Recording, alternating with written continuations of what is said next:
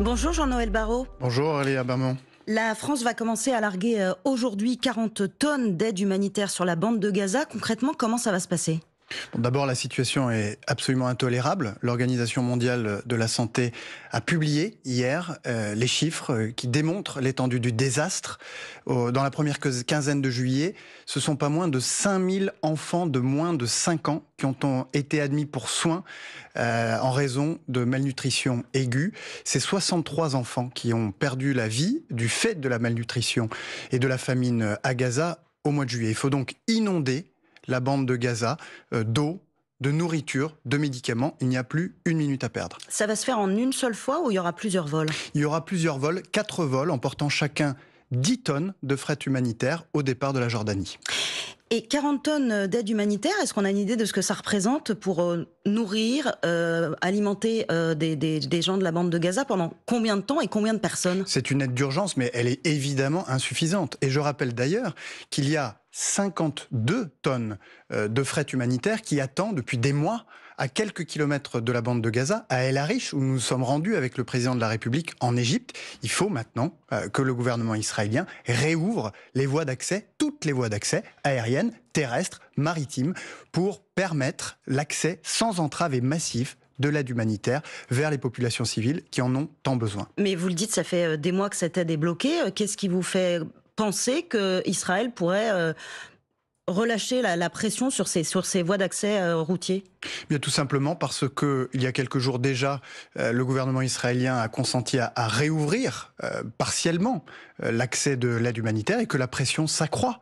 Et que la situation est tout simplement révoltante et qu'elle appelle de sa part une réaction vigoureuse. La France va donc larguer 40 tonnes d'aide humanitaire. Comment est-ce que vous assurez la sécurité ? On imagine que c'est un peu risqué comme procédure de larguer 10 tonnes de matériel en une fois sur un territoire habité.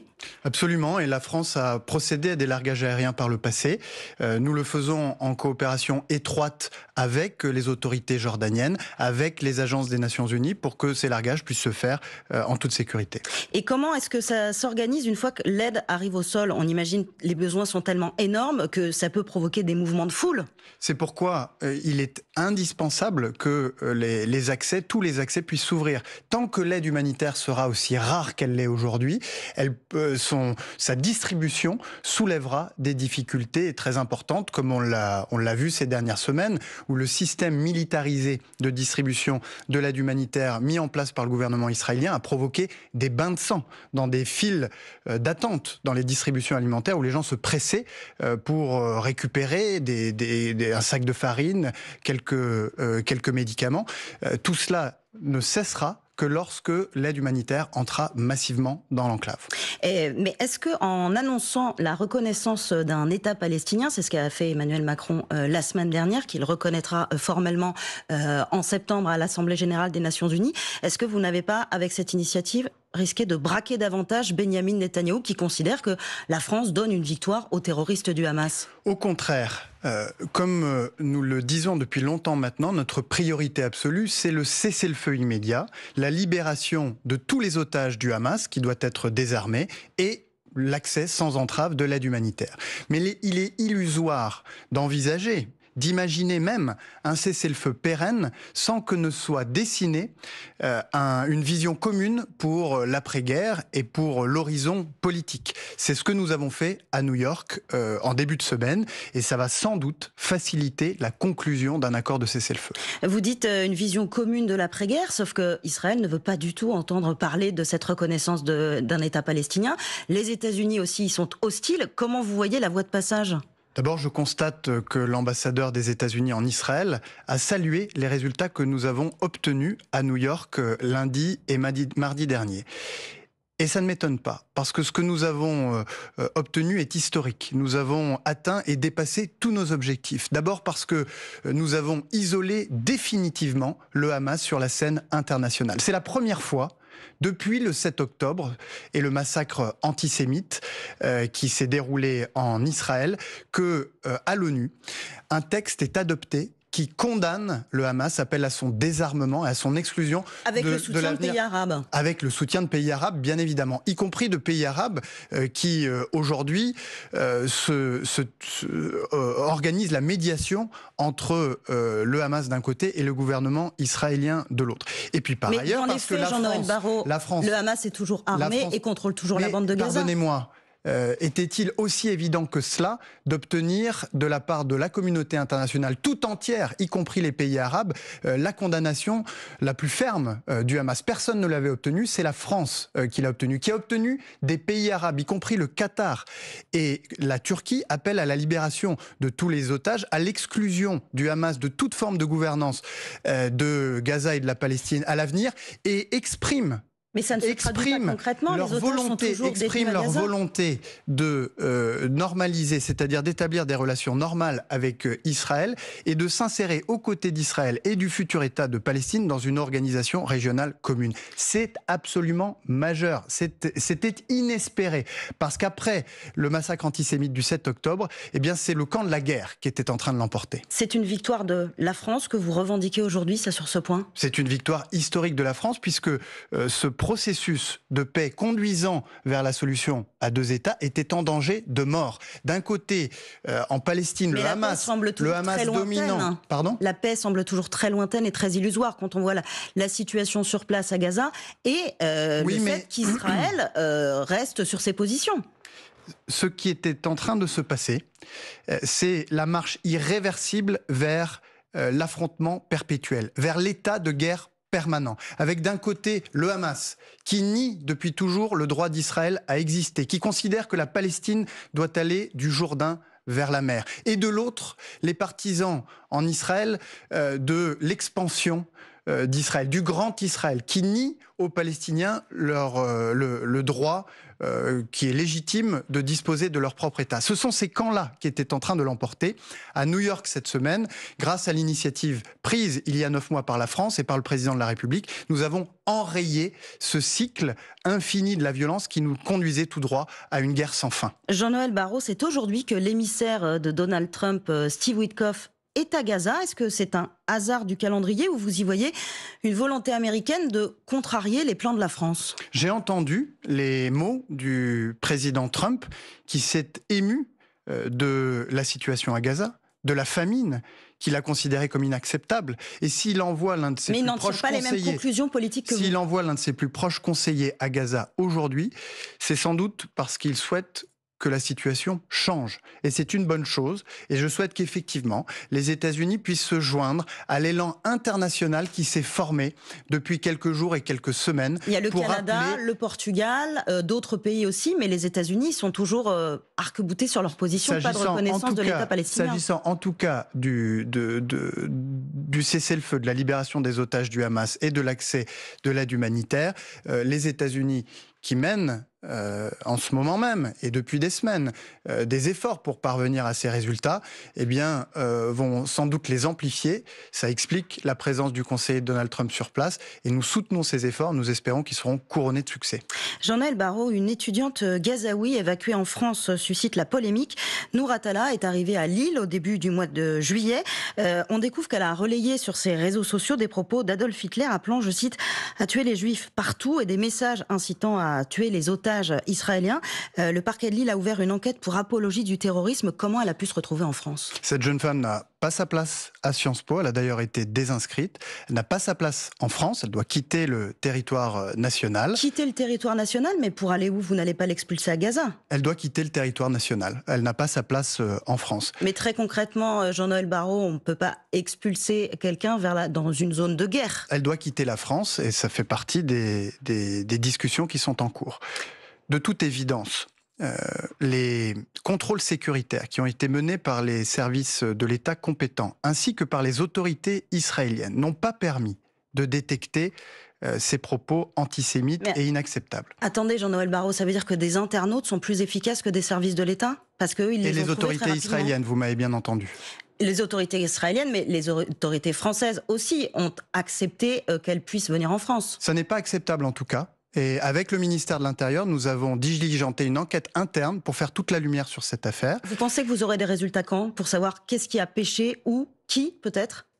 au plus vite. Et en attendant, aucune opération de ce type, aucune évacuation d'aucune sorte ne se tiendra tant que nous n'aurons pas tiré les conséquences de cette enquête. Ça veut dire qu'aujourd'hui, vous nous dites qu'on ne fera venir en France personne de Gaza tant qu'on ne saura pas ce qui s'est passé, ce qui a péché dans le criblage du profil de cette jeune étudiante. Je vous l'ai dit clairement, aucune opération de ce type, d'aucune sorte, ne se tiendra tant que nous n'aurons pas tiré les conséquences de cette affaire. Il y a d'autres personnes qui sont arrivées en France selon la même procédure qu'elle. Est-ce que vous allez aussi regarder le profil des gens qui sont déjà arrivés en France de Gaza ? Évidemment. Tous les profils qui sont entrés en France vont faire l'objet d'une nouvelle vérification après les failles dans le criblage sécuritaire.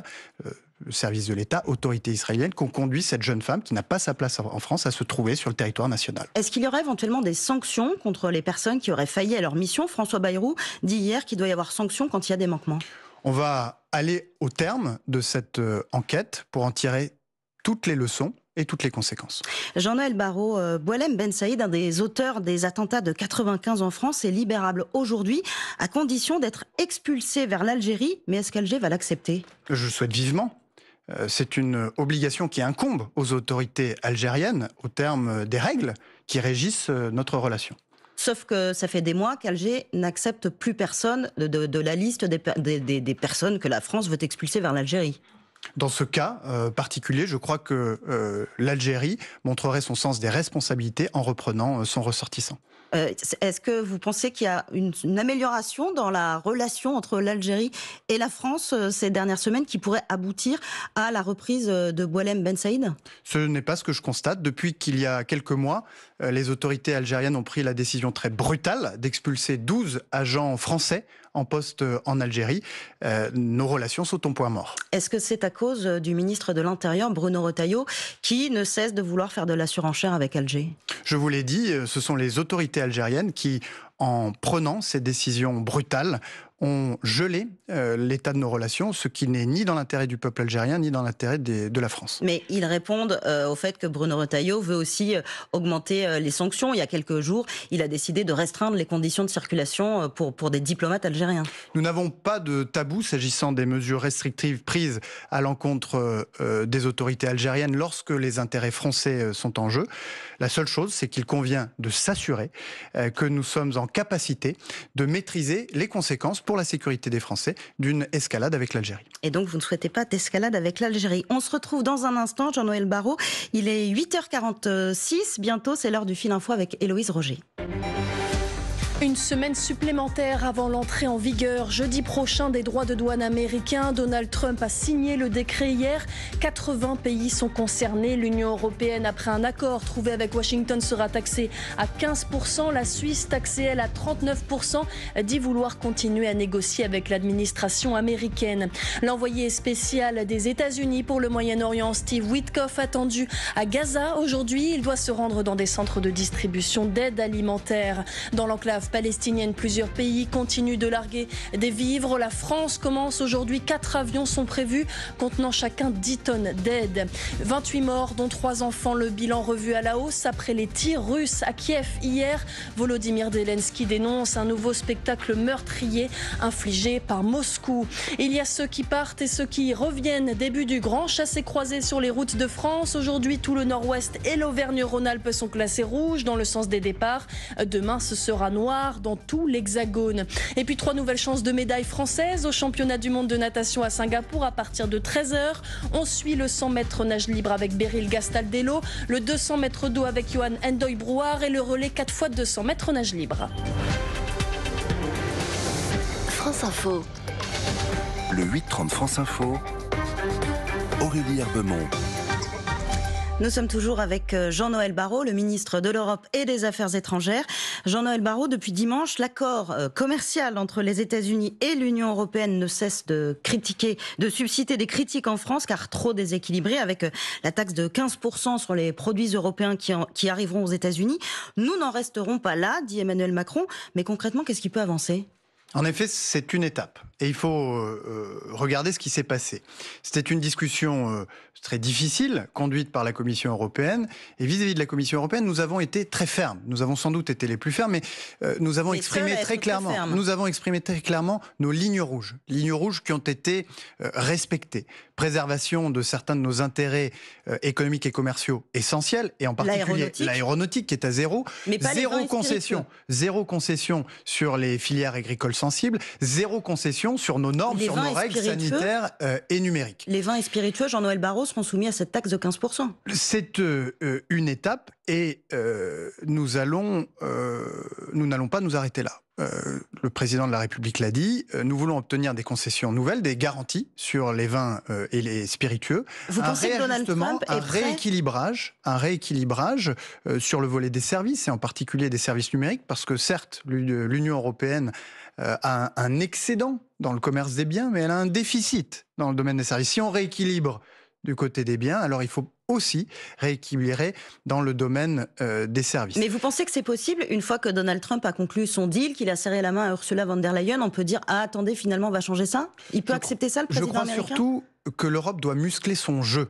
Et que si l'Europe avait été plus forte, si elle avait été crainte par Donald Trump et les négociateurs américains, alors nous aurions sans doute pu obtenir des résultats meilleurs. Et c'est pourquoi il nous faut nous renforcer dans tous les domaines. On a commencé à le faire sur le plan militaire, il faut le faire sur le plan économique, avec de l'investissement, avec de la simplification, avec une politique commerciale, je dirais, plus réaliste, plus pragmatique. Tout cela nous permettra, dans les temps qui viennent, d'éviter que de mauvais accords puissent nous être imposés. À partir de quand, d'ailleurs, précisément, cette taxe de 15% va s'appliquer sur les produits européens ? Donald Trump, pour le mois d'août, c'est a priori pour ceux qui n'ont pas conclu d'accord. Est-ce que vous savez précisément quand est-ce que nos produits vont être surtaxés ? Je comprends vous comprenez, déclarations. Vous n'êtes pas sûr. Il y a quelques zones d'ombre qu'il convient encore d'éclaircir. Je comprends des déclarations de représentants de l'administration américaine la nuit dernière que les droits de douane ne s'appliqueraient qu'à partir du 7 août. S'agissant de notre part, si je puis dire, de l'accord qui a été trouvé avec Donald Trump, ça n'est aussi qu'une étape, parce que certes, un accord a été trouvé, encore faut-il qu'il soit adopté par les Européens. La France pourrait le bloquer ? C'est une étape, et donc, comme je l'ai dit, nous allons continuer à nous mobiliser pour obtenir des exemptions supplémentaires, pour obtenir un rééquilibrage sur les services, et en particulier les services numériques. Et sinon, on peut le bloquer ? Il ne s'agit pas de bloquer, il s'agit d'améliorer, de rééquilibrer. Jean-Noël Barrot, Donald Trump a donné mardi 10 jours à la Russie pour que la guerre en Ukraine s'arrête avant d'infliger à la Russie des droits de douane et autres sanctions. Est-ce que ce nouvel ultimatum du président américain a la moindre chance de faire céder Vladimir Poutine ? C'est une excellente nouvelle, et cela vient s'ajouter à ce que les Européens, l'Europe, qui cette fois-ci s'est comportés comme une véritable puissance, ont décidé il y a 15 jours. Il y a 15 jours, à l'initiative de la France, nous avons adopté un paquet de sanctions très lourd, le plus lourd que nous ayons adopté depuis 2022. La Russie dit être immunisée contre les sanctions. Dans ce paquet de sanctions, il y avait une décision nouvelle et majeure, celle qui consiste à imposer un embargo sur les produits pétroliers raffinés qui viennent non pas de la Russie, puisqu'on n'importe plus de pétrole de la Russie, mais de pays tiers. Qui, importent de la Russie. Exactement, par lesquels la Russie passe pour contourner les sanctions que nous avons prises. Eh bien, cet embargo vient de démontrer ses pleins effets, puisque les 4 principales raffineries de pétrole indiennes qui importent du pétrole de la Russie ont dit qu'elles allaient se tourner vers de nouveaux producteurs. C'est donc, à mon avis, un tournant, puisqu'on est en train de s'apercevoir qu'avec les décisions prises par les Européens, avec les décisions que le président Trump pourrait prendre, nous sommes en train d'asphyxier le budget militaire de Vladimir Poutine et de le priver des recettes et des ressources qu'il engouffre aujourd'hui dans sa guerre coloniale et meurtrière. Mais Jean-Noël Barrot, encore hier, la Russie a envoyé plus de 300 drones et 8 missiles de croisière sur l'Ukraine. La tendance n'est pas du tout à la désescalade.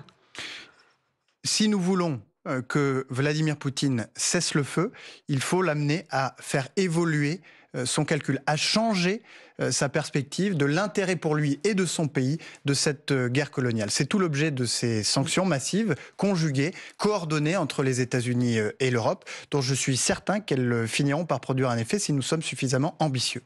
Merci beaucoup Jean-Noël Barrot d'avoir été l'invité de France Info ce matin.